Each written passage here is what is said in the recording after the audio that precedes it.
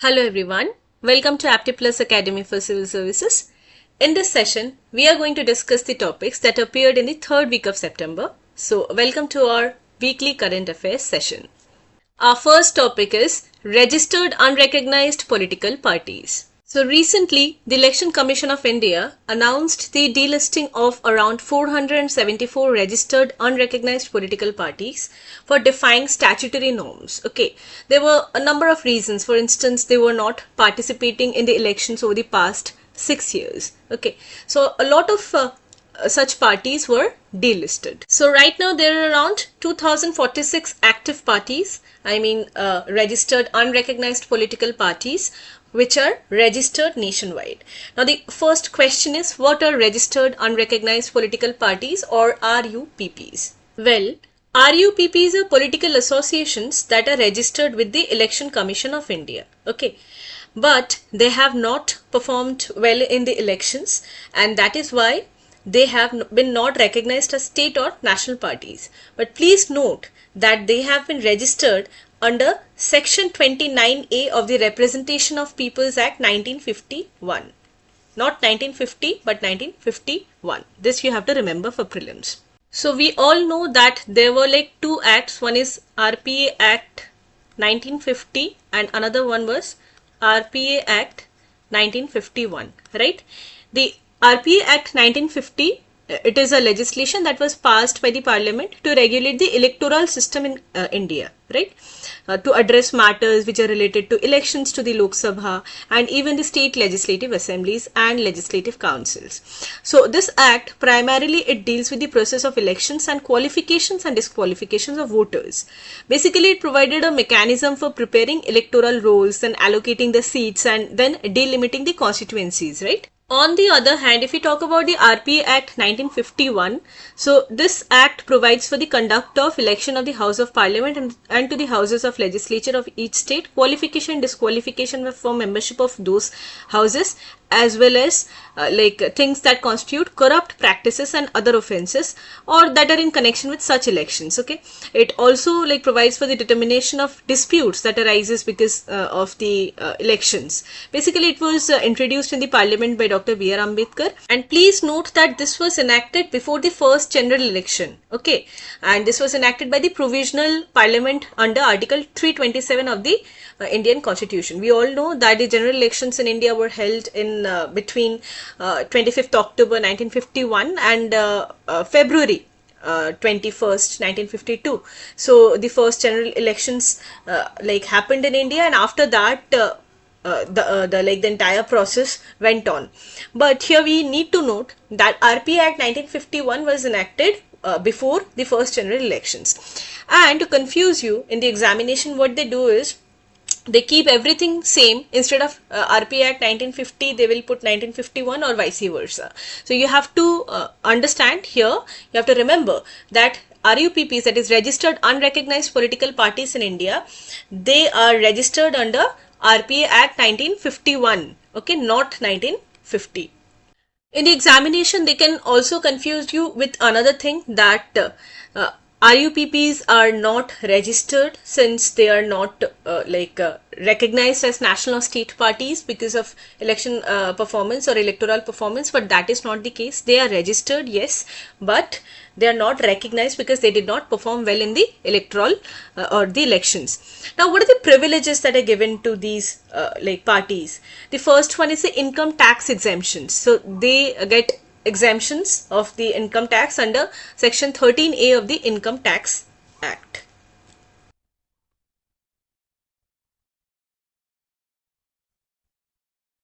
Another point to note is their eligibility to receive political donations. So even without active electoral participation, they are eligible to get political donations, and which is why so many illegal things happen in the name of getting party ready, right? Even if it is not recognized, it is getting black money, it is generating black money like that, and a lot of issues are going on in that context. Okay, so these are the two things. To give you an example, this year only in the month of July, the Income Tax Department, it conducted searches at different locations of the Chhatrapati Shambhaji Nagar city, it is in Maharashtra, and it found out that it basically unearthed a massive scam, okay, which involved crores of rupees, which was like routed through an unrecognized political party under the guise of donations eligible for the tax deductions under the ATGC of the Income Tax Act 1961. So a lot of such like articles appear in the newspaper, from where we know that yes, political scams happen because of this unrecognized political parties. In fact, in your mains examination, you can cite data pertaining to it according to the Association of Democratic Reforms ADR body. Okay, the declared incomes of registered unrecognized political parties, it witnessed a 223% jump. 223% jump in 2022-23. And more than 73% of these parties failed to publicly disclose their financial records. Okay, and this was according to the ADR only. And the maximum number of registered unrecognized parties whose statements are available are in UP. It was followed by Delhi and Bihar, because these states have the highest number of registered unrecognized political parties. But there are states with zero reporting, which includes Punjab, then Uttarakhand, Goa, etc. So these are the issues that are going on, but the Election Commission of India does not have the explicit power to deregister a political party, because the Supreme Court, it has held that the Election Commission can only deregister a party if its registration was obtained by fraud, okay, or the party ceases to have allegiance to the Indian Constitution, or if it is declared unlawful by the government, okay. So while discussing the context, we said that the ECI, it deregistered the party, okay, for non-participation in elections for the past 6 years, which means it is a key compliance rule, okay. So RUPPs must contest at least one election every 6 years, because if they fail to do so, then in that case they can face delisting. Now if we talk about the scale of RUPPs, then in 2025, the total number of RUPPs in India is 2800, which is a huge number, okay, and nearly 97% of all registered political parties comprise of what? RUPPs. That is a concern. Now between 2010 and 2021, there was a jump of more than 1000 RUPPs. Now, many RUPPs do not contest elections, so this questions their political legitimacy. Of course, there's financial opacity as discussed before. Then there is misuse of tax benefits, and many lack verifiable offices or active functioning bodies as well. This violates the RPA Act 1951 norms. So what are the benefits of these electoral reforms, okay, of delisting these RUPPs? First one is curbing misuse. Okay. Second is promoting accountability. These are the keywords that you need to mention in your mains answers. Okay, because if you talk about accountability here, it enforces the mandatory disclosures under RPA, and it aligns with the directives of the Supreme Court as well.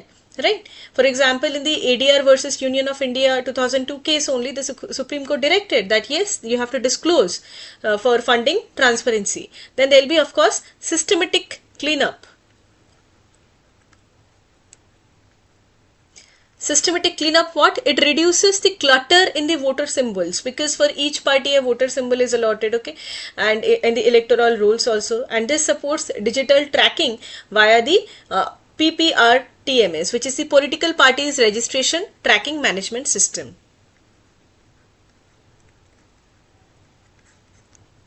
Alright, then of course it will have an impact on the election also, because it streamlines future elections by reducing fringe parties, okay, and enhances the voter trust. So these are the benefits of delisting these RUPPs. Some other keywords that you can mention in your mains answers, I'm telling you, so please note these down. It will be very helpful for you for the examination, from the examination point of view. So the first one is threat to democratic purity. okay, and because it affects the electoral integrity also. Then regional imbalance, because there is like concentration in populous states, if you talk about the RUPPs, and this strains what ECI's resources. It encourages what local proxy politics.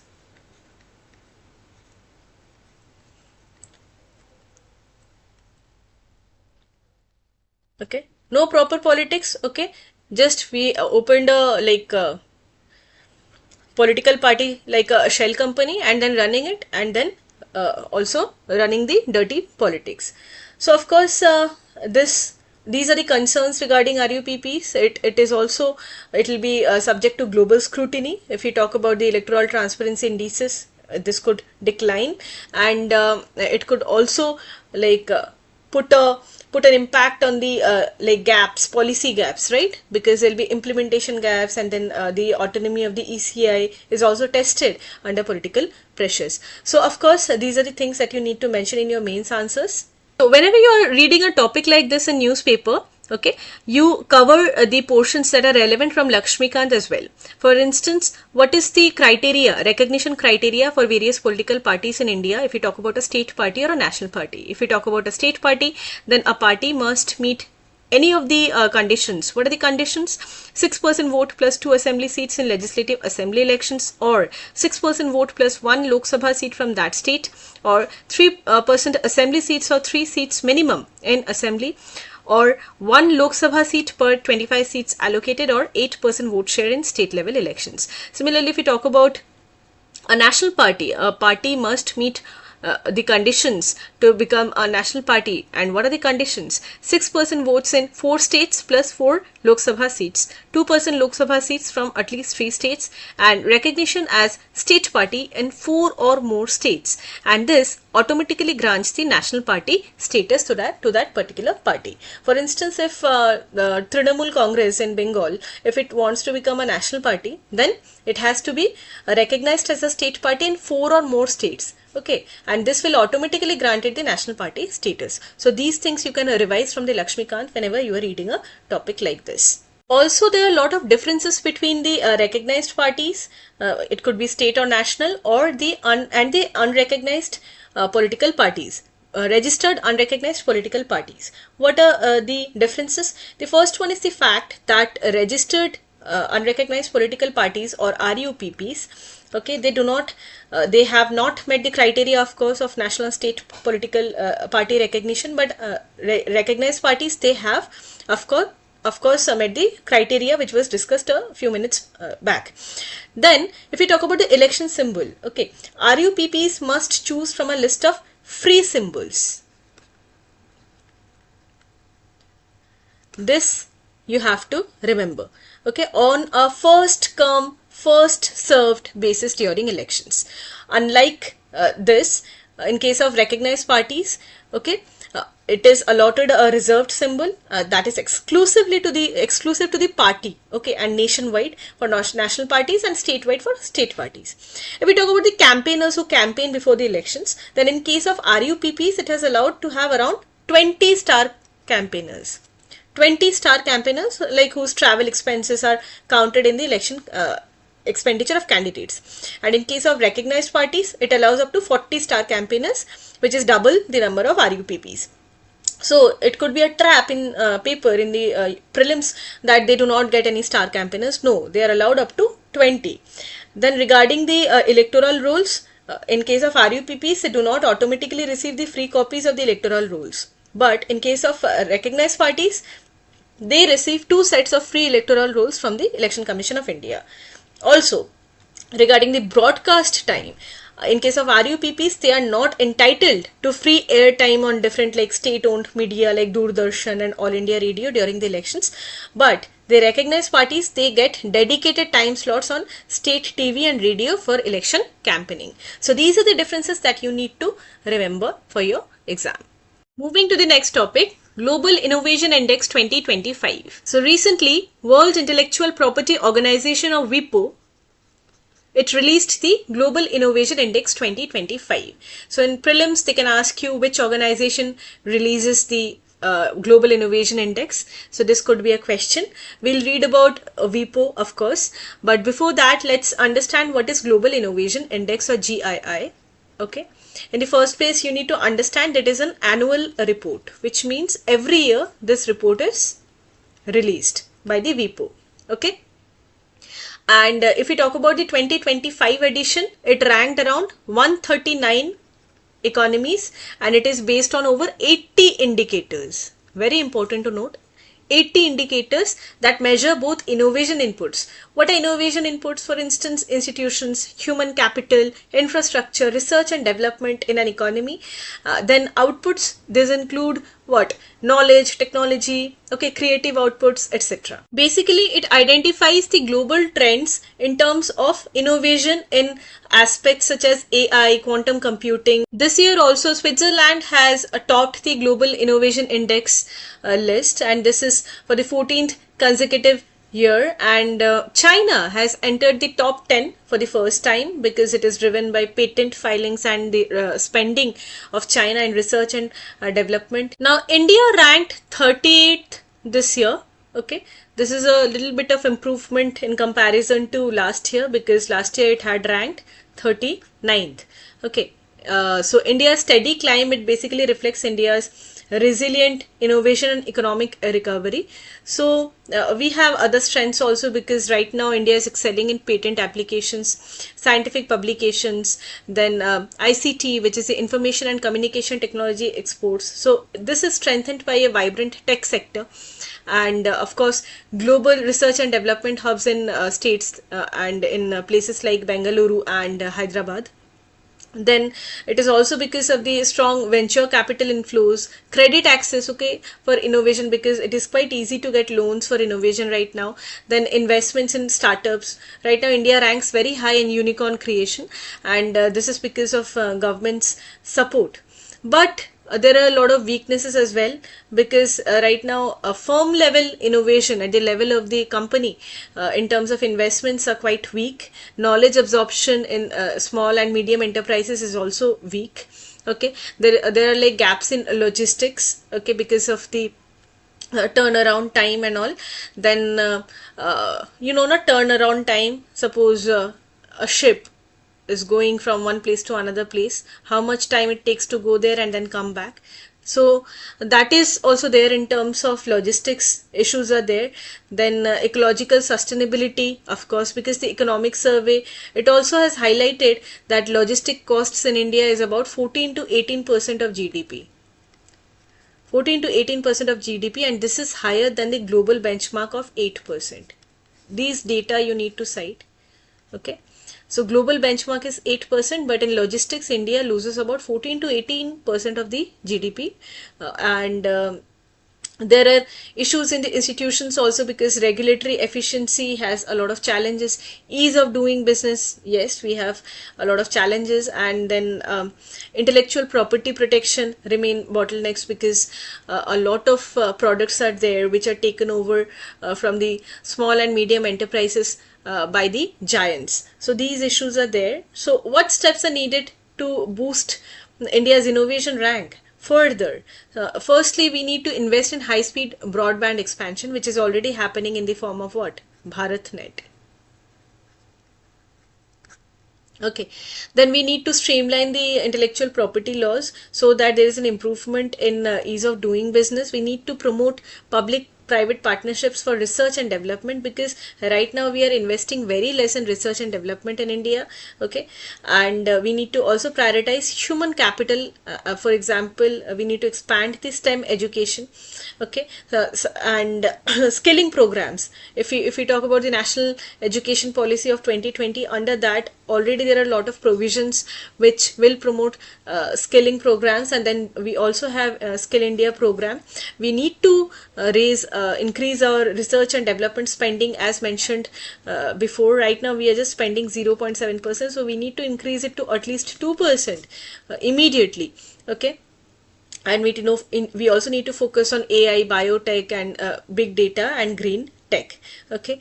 Also, there is a huge issue of urban rural divide. So we need to bridge that divide through what? Digital literacy drives and entrepreneurship schemes that are women led. This will enhance creative outputs also. Further, we need to collaborate with like global partners for knowledge transfer and so that we can also compete with them. And these targeted reforms, of course, if they're combined with sustained policy focus and there is implementation and just not on pen and paper but real implementation, this could drive India into top 20 by 2030.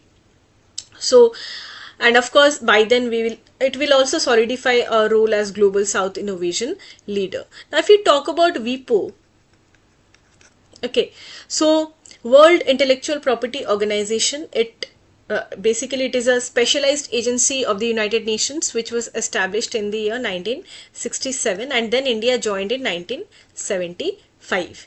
And it promotes the global protection of intellectual property and it also coordinates the development of balanced international IP laws, and it is headquartered in Geneva, Switzerland. Publications include Global Innovation Index, which we were talking about. Apart from this, there is also World Intellectual Property Report.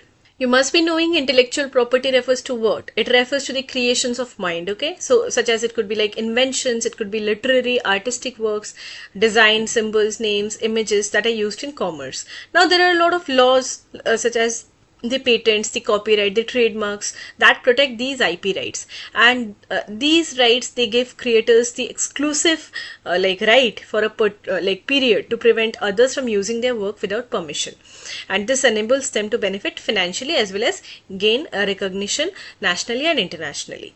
So in a different session we'll be discussing about the various types of intellectual properties, which includes copyright, then patents, trademarks, trade secrets, industrial designs, geographical indications though is always in news. Okay, so these are the signs which are basically used on products that have specific geographical origins. Okay, they possess qualities or a reputation that is due to their origin, okay, the place of origin, and it is produced only there. For instance, the first product that got geographical indication was what? Tea, right?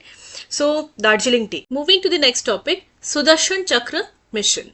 So recently Prime Minister Narendra Modi announced the new Sudarshan Chakra mission, and the objective of this mission is to identify and induct future weapons over the next decade in order to create a comprehensive what? National security shield, just like the Iron Dome of Israel. We all know about the Iron Dome of Israel, right? What is it? It is basically an air defense system, okay, which is designed to intercept and destroy rockets and shells, which is fired from distances like 4 to 70 kilometers, and basically it is to protect the population of Israel from the Hamas. And on similar lines, we are preparing the Sudarshan Chakra mission, which is again a national shield which will protect our hospitals and our infrastructure and other things. So the mission is to like guide India's defense strategy till 2035, and the entire system, which includes like precision strike elements, it will be developed and manufactured within India domestically only, and it draws inspiration from the mythological Sudarshan Chakra of Lord Sri Krishna. If we talk about the components and the capabilities of this particular Sudarshan Chakra, it will definitely include protection for strategic and civilian establishments, as mentioned before. For example, hospitals, railway networks, and centers of faith, because we are already like surrounded by your enemies. If you talk about Bangladesh, if you talk about Pakistan especially, and then there is China. So it is very important to develop a shield to protect our infrastructure and our population and our people. So this is to ensure India's technology that will surpass any incoming threats. We know what happened in Operation Sindoor, and S-400 was enough to protect our population in that case, but we are going a level further. Okay, and if we talk about the other component, it has an indigenous fighter jet engine. Okay, so we also have the determination to develop it, which will be crucial for future fighter jets as well. And what will be the modern warfare elements in this particular Sudarshan Chakra, it will be cyber defense and offense, okay, space-based assets, anti-drone systems, both close and long-range drone systems, then offensive drone capabilities, tri-service missile force integration, okay. And it is very important strategically because it puts an emphasis on self-reliance, which follows the success of Operation Sindoor, and which showcase the efficacy of our like weapons, a lot of our homegrown weapons. Also, this Sudarshan Chakra system is designed to adapt to the evolving nature of warfare, modern warfare, and it will have capabilities for targeted precision actions. So, it would be quite significant this time. Recently, the India Cooling Action Plan was in news. So, what is it? The India Cooling Action Plan, or ICAP, it was launched by the Ministry of Environment, Forest and Climate Change. Okay, and it addresses the growing cooling demand in India, where because we need to promote sustainable and climate friendly technologies. So, India is the first country in the world to develop a comprehensive cooling action plan. ICAP was launched in the year 2019, and it provided a 20-year roadmap from 2017 to 2038 to address cooling requirements across sectors such as buildings, cold chains, transport and industry. So, what is the aim? The aim is to reduce cooling related energy consumption and greenhouse emissions, okay, in order to ensure thermal comfort for all. So, what happens is, the demand for cooling technologies, for instance, ACs or refrigerators, this is very high as the population is increasing, and this results in more and more global warming, right? So, we need to reduce the demand for cooling technologies, okay? So, how? We need to reduce the demand of refrigerants, we need to reduce the demand of air conditioners, and the goal is to reduce the energy requirements by 20 to 40% by 2037-38. That is the goal. And for that, we need to enhance our energy efficiency. We need to promote better and more sustainable cooling technologies across various sectors like buildings, cold chain, transport, etc. Okay, so if we reduce the cooling demand and the refrigerant demand, we make the buildings more efficient and promote research and development in this particular field, and we build that capacity, then of course the space cooling in buildings, this will promote what? Passive cooling, okay, and it will focus on non-ozone depleting substances and low global warming potential technologies. As a result, it will have a very good impact on the climate. Right now, the human caused greenhouse gas, it contributes to total emissions around the globe, leading to global warming. For instance, if we talk about carbon dioxide, then 76% of the carbon dioxide is because of human emissions, okay, because of the various technologies and the products that we use. Then there is methane. If we talk about methane, 16% of it, the nitrous oxide 6% of it, and then fluorinated gases 2% of it. All these contribute to global warming. So, what is the objective? The objective is to reduce the demand of cooling. Okay, so passive cooling is very important. For that, we need to make what? Energy efficient building designs, cool roofs and better insulation, so that we can cut the energy use as mentioned earlier by 20 to 25% by 2037-38. Next, we need to promote sustainable technologies.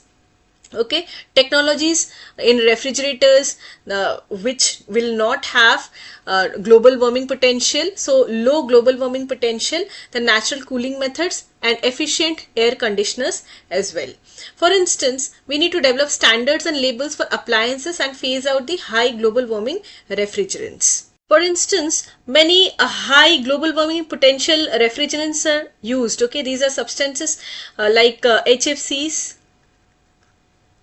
hydrofluorocarbons, then CFCs, hydrochlorofluorocarbons, that is HCFCs. They have high global warming potential and they contribute significantly to global warming because they trap a large amount of heat in the atmosphere in comparison to carbon dioxide. For instance, R134A, okay, R404A and 410A. These are all examples, and they have been subject to global phase outs or restrictions under the international agreements and national regulations. For instance, the Kigali agreement. Okay, so there have been demands to like reduce their use and promote lower global warming potential alternatives such as the HFOs. They have lower global warming potential.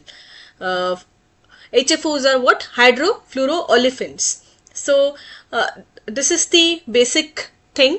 And if we talk about high global warming potential, what is it? It measures how much energy the emission of 1 ton of a gas absorbs over a specific period of time, and this is in comparison to 1 ton of carbon dioxide. So if a substance has higher GWP, this means the gas has a greater impact on warming the planet. Alright, so if carbon dioxide is used as a baseline and it has a GWP of 1, then R22 will have a GWP of 1760, meaning 1 pound of R22 can be potent as 1 ton of carbon dioxide in contributing to global warming. And that is why R22, the another name of R22 is Freon. You have heard about it, I'm sure. Freon. So these are common refrigerants which have high GWP and ozone depletion potential. And this leads to what? They need to be phased out in the new equipments, and that is already happening in US. Okay, then other refrigerants like R125, 134A, 143A, 404A, etc. are there. They do not deplete the ozone layer as per, because they have zero ODP, but they're high GWP, which is high global warming potential values. And this is a major concern for climate change, and we need to reduce or phase them out gradually. And that is why we need to like promote alternatives and promote technologies and systems which will cool our environment naturally. And also we can use alternatives like the hydrofluoroolefins, because they are considered a good alternative. They are short-lived in the atmosphere, they have very low global warming potentials, and they are a sustainable choice. So to promote cooling, the Government of India is already taking a number of steps. For instance, the Bureau of Energy Efficiency, it has introduced the Energy Conservation Building Code, ECBC. Energy Conservation Building Code, okay, for commercial buildings, and Eco Niwas Samhita, ECBCR, for residential buildings to promote passive cooling, and that could be done through better design and insulation. You use that kind of paint, you use that kind of bricks that insulates the house, and it will naturally cool the building.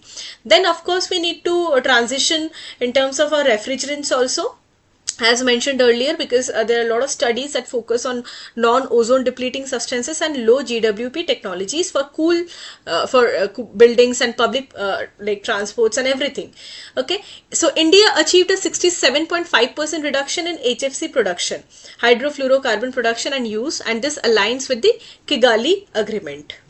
We all know about the Kigali Agreement. It came in 2016, and it is an international agreement that adds to the Montreal Protocol to phase out the production and consumption of hydrofluorocarbons, HFCs, because they are potent greenhouse gases, and they were introduced as substitutes for ozone depleting substances. So there were like initially a lot of ozone depleting substances were used. To phase out ozone depleting substances, HFCs were introduced. Okay, but unfortunately HFCs have high global warming potential. So now we need to replace these also, because since they have high global warming potential, it can have a major impact on our climate change. And that is why the Kigali Agreement, it came up.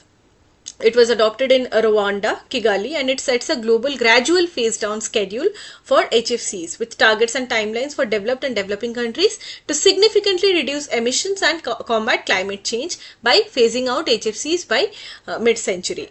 Now, this HFCs, these have been reduced. The use of HFCs in India has been reduced, phased out by 67.5%, which is a huge achievement. Okay. Also, Kigali Agreement provides flexibility and financial assistance mechanisms to help developing countries so that they can transition to HFC alternatives. Okay. And please note that Kigali Agreement is legally binding. Very, very important to note, that can come in your prelims exam. So Kigali Agreement is binding in nature. It is a binding international treaty which includes non-compliance measures also for signatory nations. Okay, so it is a latest amendment of the 1987 Montreal Protocol. So Montreal Protocol, it focused on phasing out ODS, that is the ozone depleting substances, and now Kigali Agreement, which is an amendment, it has the goal to reduce the use of HFCs because they have high GWP, and the goal is to reduce it by 80 to 85% by 2047 for many countries, because we need to combat and we need to fight global warming. So India Cooling Action Plan is a welcome step towards it. It also contributes to the Paris Agreement, because in Paris Agreement also we have a lot of commitments, and India's nationally determined contributions, NDCs, which were like also updated, and for those to meet those nationally determined contributions, we need to reduce cooling related emissions, right? So what are the nationally determined contributions, or NDCs? These are basically commitments that India has made in terms of meeting certain goals, okay, climate action commitments under the Paris Agreement, and it was updated in 2022, and we want to achieve it by 2030. For instance, a 45% reduction in the emissions intensity of its GDP, and this would be in comparison to 2005 levels. Similarly, 50% of its electricity capacity from non-fossil fuel sources, and a carbon sink of around 2.5 to 3 billion tons of carbon dioxide emissions. Okay, so these are our goals which are framed within a sustainable development context, and we are also trying to promote life mission, of course, lifestyle for environment, which is a mass movement for conservation and moderation. Moving to the next topic, Manamitra. So Andhra Pradesh, it has expanded the Manamitra WhatsApp governance platform. Okay, and now this platform covers around 738 services across 36 departments, and even the central government plans to replicate this model nationwide after recognizing it as a best practice. So what is Manamitra? Manamitra is India's first WhatsApp-based governance platform. It was launched by Andhra Pradesh recently in the month of January to deliver public services digitally, okay, and it integrates 36 state departments, and then it consolidates it into a single window from where the various services will be provided to the citizens, and this will reduce the need to visit government offices physically. There is a system of QR coded certificates, okay, and these are linked to official websites, so this eliminates fake documentation of anything that are like lodged by the people, and it also focuses on inclusivity because it tries to empower rural citizens with mobile first governance tools. Now how it works? Basically there is a single number access. So citizens, they send a message to a particular number on WhatsApp, okay, then a chat bot, it presents available services such as education, revenue, endowments, tourism, tax payments, etc. Then there is instant document delivery. For example, if they like about certificates like income, caste, then hall tickets, these are delivered digitally with QR code verification. And this is a real-time governance like model. It has a real-time governance dashboard as well, which tracks the requests and service delivery for transparency. It is a part of next generation technology integration, because in the future there will be like upgrades, like AI chatbots would be integrated with it, then there will be voice based services and blockchain authentication for secure and seamless transactions. Now this is going to have a huge positive impact because it focuses on citizen centric governance, right? So it puts governance literally in the hands of the citizens, removing middlemen and long queues, and it aligns with minimum government and maximum governance. Very important, minimum government, maximum governance. This you can write in your mains exam. It also saves travel and paperwork expenses. At the same time, it reduces government processing costs through automation and paperless delivery. Right now, there are around 500 million WhatsApp users in India. So it leverages the potential of WhatsApp in India, and it ensures that rural citizens can access services without the need for complex apps and portals. Okay, it will also boost the administrative efficiency because the real-time dashboards, they allow for quick monitoring, faster approvals, and timely grievance redressal, and it will definitely improve trust in government.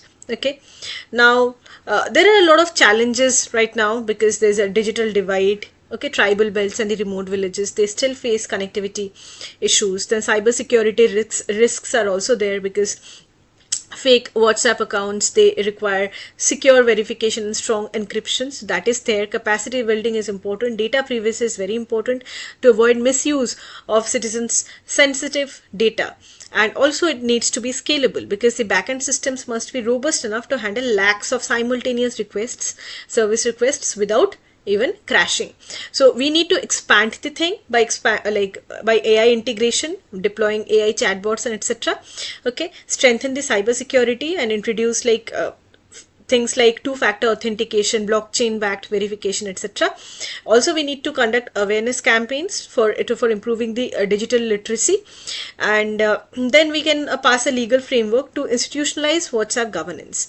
And finally, we need to link it with DigiLocker, we all know, then UPI and CoWIN for a unified citizen service platform which would be accessible across India. So, of course, Manamitra is a pioneering model because it redefines the entire citizen-state interaction, and now it has set a new benchmark for digital governance, which is why the central government is even thinking of replicating it. Okay, so by combining accessibility, transparency and scalability, it brings governance to people's fingertips, and if replicated nationwide, it can definitely become a cornerstone of Viksit Bharat. Okay, and Viksit Bharat's vision of digital governance. Moving to the next topic, Universal Postal Union.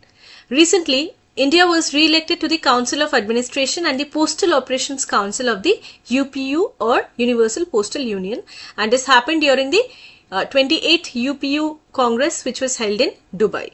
Now, what is UPU? Universal Postal Union is basically a specialized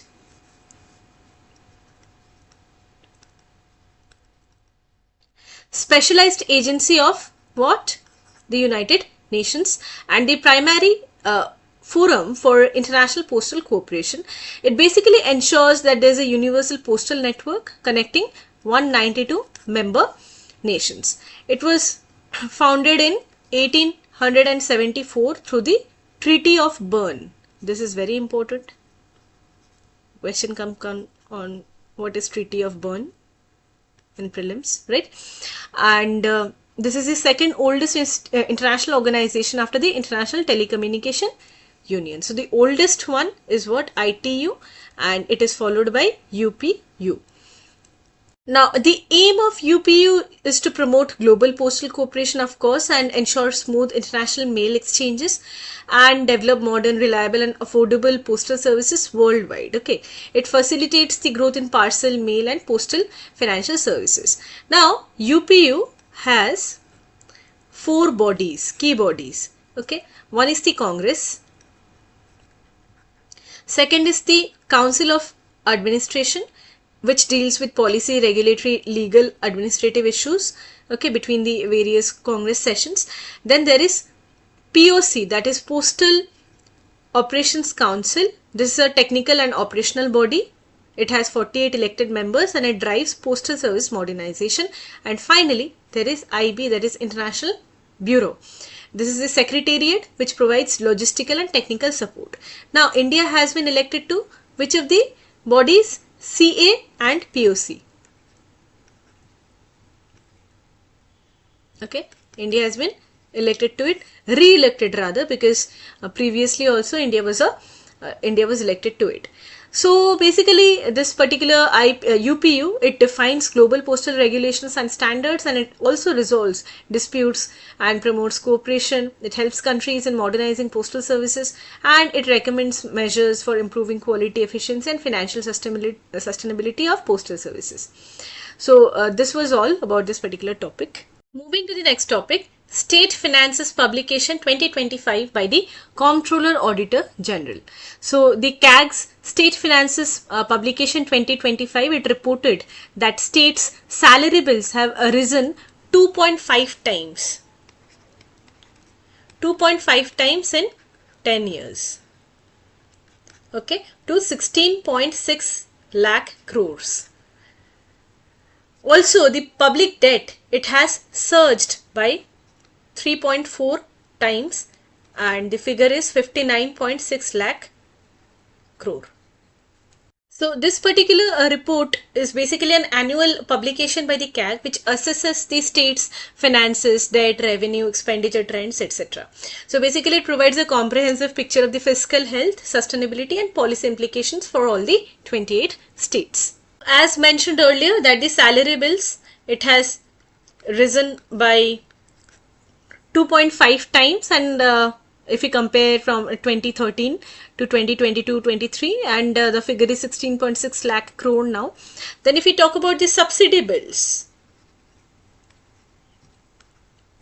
it has more than tripled to 3.09 lakh crore. Okay, and now Punjab has the highest spending because it spends 17% of total expenditure in the subsidies. If we talk about the committed expenditure, it formed around 43.49% of states' revenue expenditure, which is highest in states like Nagaland and Kerala. Nagaland has 74% and Kerala 63%. Now the question is, what is committed expenditure? So it can anytime appear in UPSC prelims. So what is a committed expenditure? It is basically the expenditure of the state government on revenue account and it mainly consists of what? Interest payments. Okay. Then expenditure on what? Salaries and wages. Then pensions and subsidies. Okay. All these form a part of committed expenditure, which means you have to give this and the government or the present executive has limited control over it on how like to reduce it or to increase it. So this is called committed expenditure and there are certain other things also that are related to these kind of terms that you need to always keep in mind because it's UPSC's favorite topic. Especially the trends, what was the like revenue, the debt, the public debt and etc. And then these kind of terms like committed expenditure, then contingent liability, appropriation accounts, debt sustainability, okay, then sinking fund, reappropriation, okay. So these are the various things that you need to study, but we are not discussing each one of those, but we are just trying to understand like what all things are important when we are reading a topic. Finally, the CAG report shared some data on the public debt, okay, regarding the state finances. So what is public debt? It is basically the total amount of money that a government owes to domestic and foreign lenders. Domestic plus foreign, okay. Domestic and foreign lenders to cover budget deficits and fund public works or manage national crisis. And this debt is typically it is raised by issuing government bonds and then treasury bills. It can be internal from sources within the country like banks or public, and it could be external also, that is from foreign governments and international organizations. Okay, so it basically works by borrowing. Then there are like debt instruments and of course there are other lenders as well, and there are a lot of types, for example internal and external. Then it is also categorized on the basis of maturity period, etc. So if we talk about the trends, then the public debt, it rose by 3.4 times to 59.6 lakh crore, okay. And this raises the medium term fiscal risk, of course. And finally, if we talk about the union tax devolution, the tax that is devolved from the union government towards the states, average share it remained 27%, and the top 5 states to receive the taxes that was devolved from the end of the central government, the top 5 states were Uttar Pradesh, Bihar, Okay, Madhya Pradesh, West Bengal and Maharashtra, because they received 50% of the devolved taxes. So these were the things that we need to keep in mind. Okay, so salary bills, the bill, like the amount that went into salary, the trend regarding that, then subsidy bills, committed expenditure, public debt and union tax devolution. Moving to the next topic, isobutanol. We all know that E20 was in news, okay, the blending of ethanol with diesel, but it failed due to technical challenges, for instance low cetane numbers, energy density loss. A lot of like bikes and cars, they were like falling short because of low mileage, and then like the fuel was not working properly because of material compatibility issues, because the parts in older vehicles which are older than 2023, which were like manufactured before 2023, they were not having a compatibility with the E20 fuel, and that led to what? Corrosion of the various parts of the bike, scooty and the cars. At the same time there was like energy density loss, the mileage was poor, the engine performance was poor, and the emissions were also higher. Okay, so the E20, where like 20% of ethanol was being blended with petrol, this faced criticism over decreasing fuel efficiency, and it remains the national standard for petrol, and but now the government is testing isobutanol as a potential alternative biofuel for diesel. Now if we talk about isobutanol, it is a 4-carbon alcohol basically. This you have to remember. 4-carbon alcohol. Okay, it is clear and it is flammable. It is a flammable liquid with higher energy density in comparison to ethanol. Always remember, it has a higher energy density. Okay, and it is used as a solvent in paints, coatings, and now it is being explored as a biofuel blend stock for diesel engines. How is it formed? How is it produced? It is produced basically by fermenting natural sugars, okay, like sugarcane, molasses and grains, and then using genetically engineered microbes under sterile conditions. So it requires fermentation tank and then distillation units as well to separate the ethanol and isobutanol in sugar refineries. So the blend with diesel will create what? A cleaner burning fuel. This will reduce crude oil imports, and it will also contribute to net zero 2070 goals of India. Also, it will provide new avenues for surplus ethanol feedstock utilization, because it will support sugar sector viability. Right now, we all know that the sugar sector is crippling because because of lack of demand, right? Then if we talk about key features of this particular isobutanol, it has higher flash point. So since it has higher flash point, it is safer than ethanol for diesel blending, and it is less volatile, very less volatile, and it reduces the risk of fire that is happening by the use of E20. Now what is flash point? Flash point of a fuel is basically the lowest temperature at which the fuel's vapors will ignite if they're exposed to an ignition source such as a flame or a spark. So the vapors of the fuels, okay, if they get exposed to an ignition source like a flame or spark, it will catch fire. So fuels which have lower flash points, to give you an example, is gasoline, okay, they are more volatile and they pose a greater fire risk, and that is why E20 was an issue in cases of many bikes. We have seen that it has caught fire because the fuels with higher flash points such as diesels, they are less volatile. In comparison, E20, it has ethanol, particularly it has lower flash point, and that is why it catches fire easily. Now if you talk about isobutanol, it has higher flash point in comparison to E20. So in prelims they can like confuse you with this conceptual things, okay, regarding flash points and cetane number. We'll discuss this. Another advantage of isobutanol is its ability to be miscible with diesel, okay, better miscibility with diesel. Miscibility means it blends well with diesel. So if it blends more uniformly with diesel, there will be no need for extra additives, which was there in case of ethanol, okay.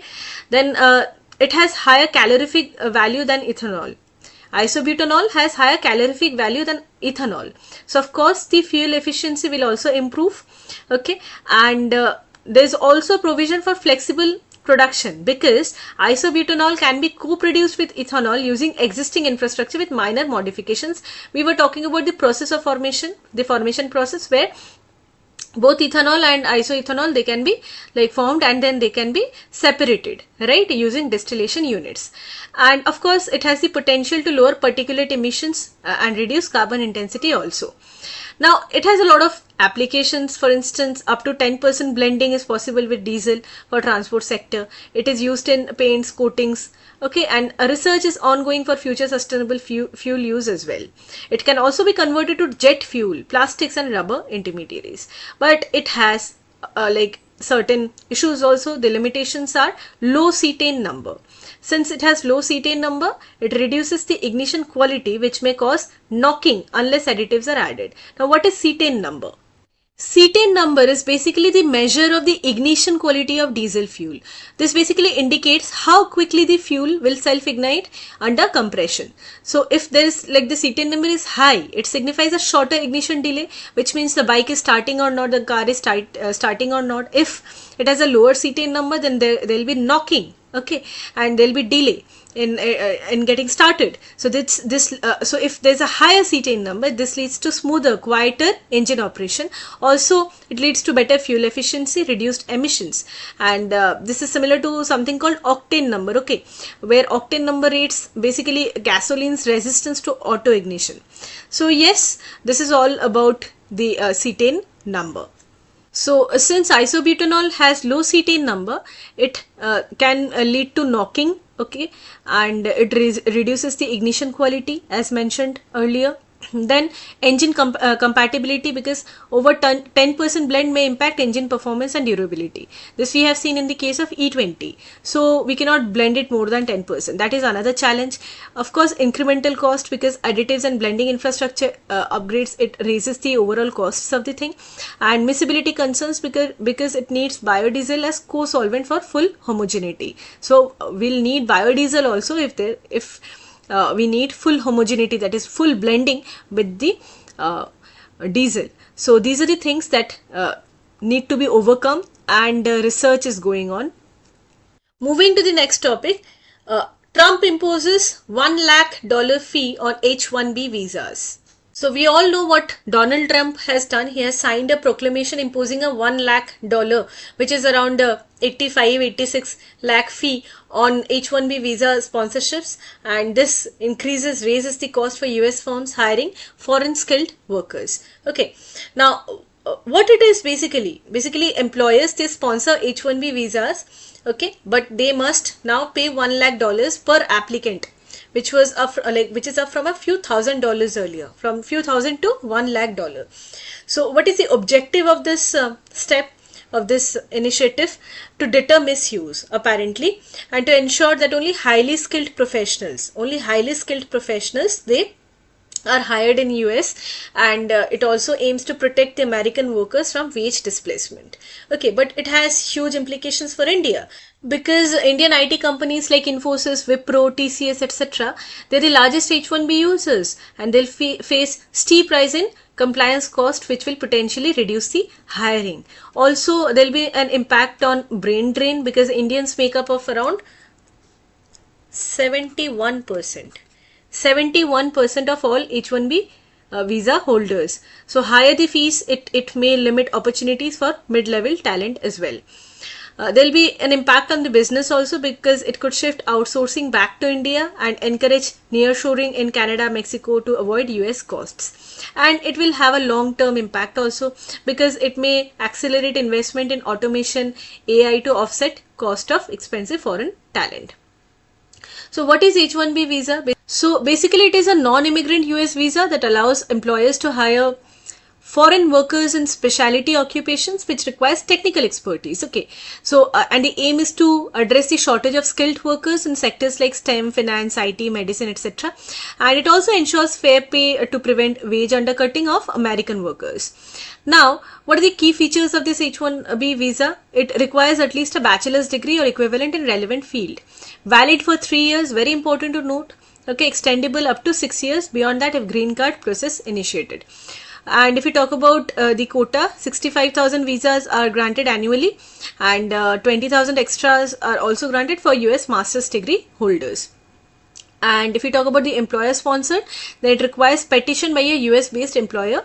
Okay, and equal pay mandate is also there, because employers must pay prevailing wages to avoid labor exploitation. So if an Indian is going there, he will get the same remuneration as his counterpart of the same position will get in US as an American. Now, India is the largest beneficiary of this H1B visas, okay, because India accounts for, as mentioned earlier, 71% of approved H1B visas annually. Okay, so and the major users are Amazon, Microsoft, Meta, Google. They rely on Indian talent. Okay, so in 2025 only 12,000 plus approvals happened.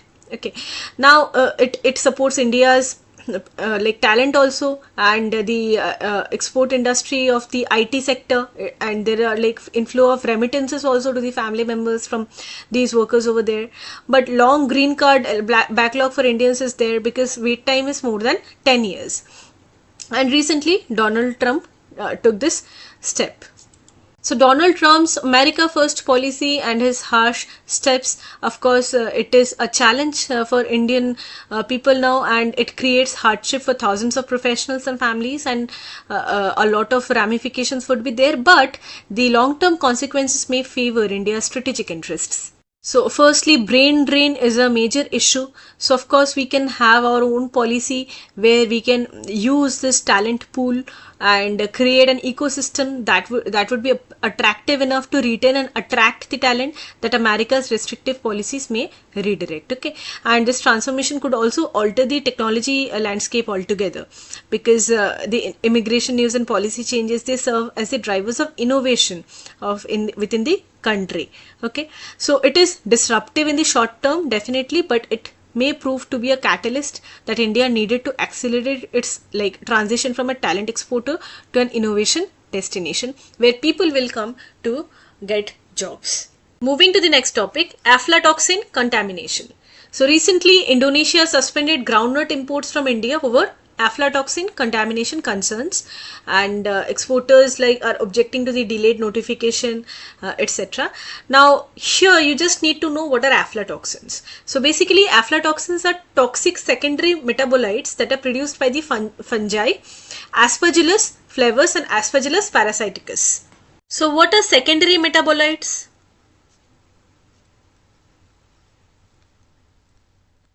Secondary metabolites are basically, they are diverse organic compounds which are produced by plants, microorganisms and animals, and they are not essential for the basic growth of that particular plant, microorganism or animal.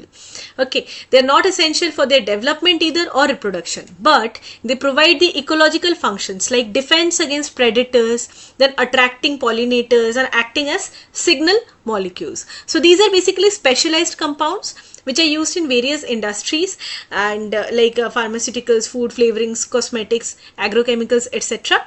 But here when we are discussing about aflatoxins, okay, they are also secondary metabolites naturally produced, okay, from Aspergillus fungi. It's a fungus, and they thrive, this particular fungus, they thrive in hot humid climates, and they contaminate certain things like groundnuts, maize, rice, spices, tree nuts, and even crude oil before or after the harvest of those things. Now these are also called mycotoxins, since they produce from toxins or chemicals products of the fungus. So any like toxin which is produced by the fungus is referred to as mycotoxins, right?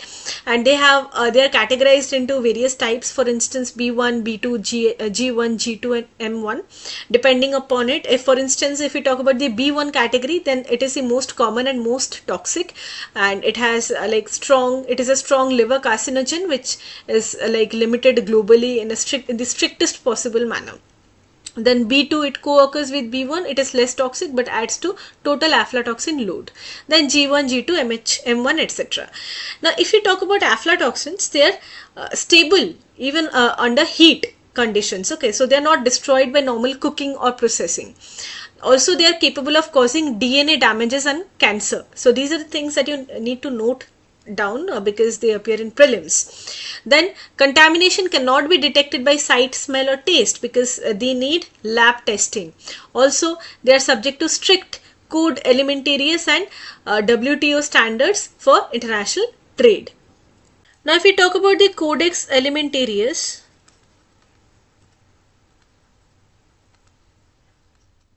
this is basically a collection of internationally recognized standards, codes of practices, guidelines and other recommendations that are published by the Food and Agricultural Organization and World Health Organization, FAO and World Health Organization. Okay, and they relate to food production, food labeling, food safety, etc. So aflatoxin is subject to strict Codex Alimentarius and WTO standards for international trade because it is forbidden, because it has a lot of impact on food and health. Okay, it causes liver cancer, immune suppression, it leads to retardation in children, growth retardation. Okay, then it leads to trade rejections also, loss of farmer income, wastage of food consignments. If we talk about the food safety, economic impact is huge because major issue for exporters as importing countries impose strict aflatoxin limits. And then aflatoxin M1 in milk, it is a risk for infants and lactating mothers as well.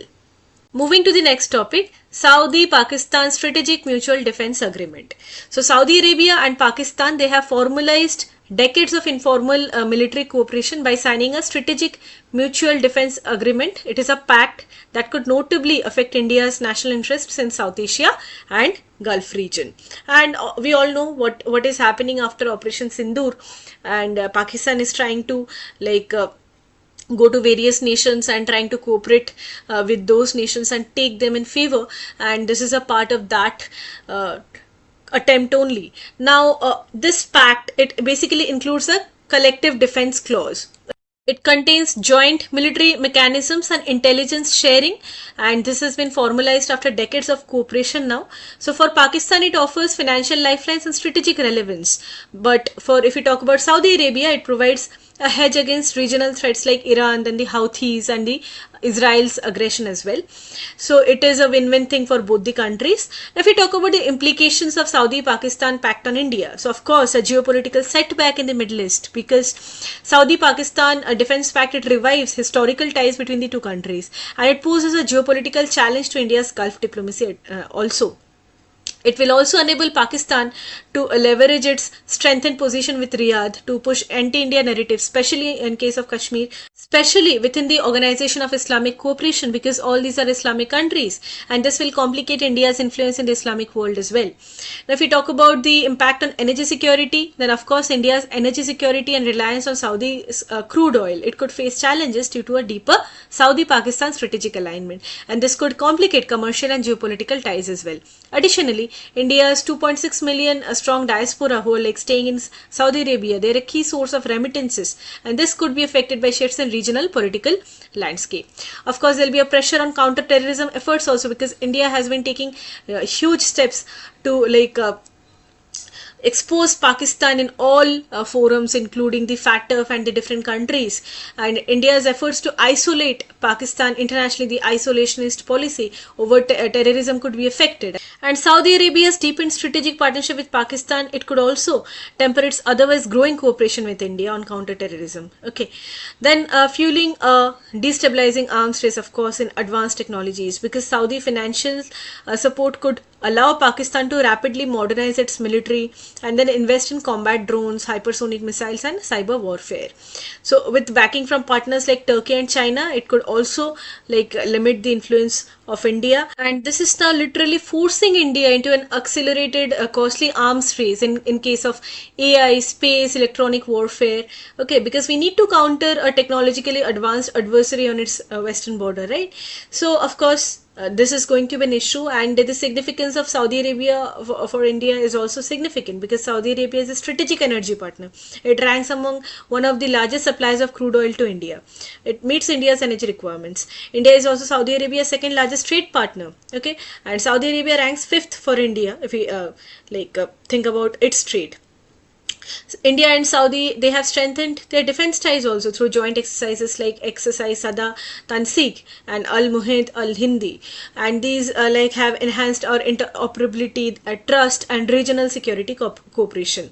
So, what can India do now to navigate the impact of Saudi-Pakistan pact? First is double down on diplomacy.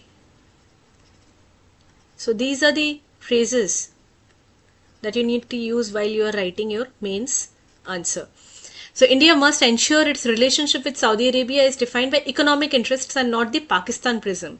So it needs to emphasize its role in energy security, investment ties, okay, and then also future oriented projects in renewables technology and finance. Okay, for instance, we can invest in the West Coast refinery project that we are doing right now. The Saudi-Pakistan pact, it also positions Iran as a strategic partner for India. So this might prompt India to fully leverage the Chabahar port, right? And accelerate the International North-South Transport Corridor (INSTC). You must be knowing about Chabahar port, where India has made huge investment, strategic investment for India. Okay, it is located on Iran's southeastern coast along the Gulf of Oman, and it is a big investment for India because it will boost regional trade with Central Asian countries, including Afghanistan. Also, if we talk about the INSTC, that is the International North-South Transport Corridor, it is a multimodal route which will connect Indian Ocean and Persian Gulf with Central Asian countries, Russia, Northern Europe via sea, rail and road routes. Okay, so it was established in 2000 by India, Iran and Russia, and it aims to reduce the transit time and cost of goods, and it will definitely offer a crucial alternative to traditional routes like the Suez Canal. So these are the things that India needs to focus on right now, and this will secure a direct secure route to Afghanistan and Central Asia also, and it will be easier for India to counter Pakistan's western flank, right? And we also need to strengthen our look west policy.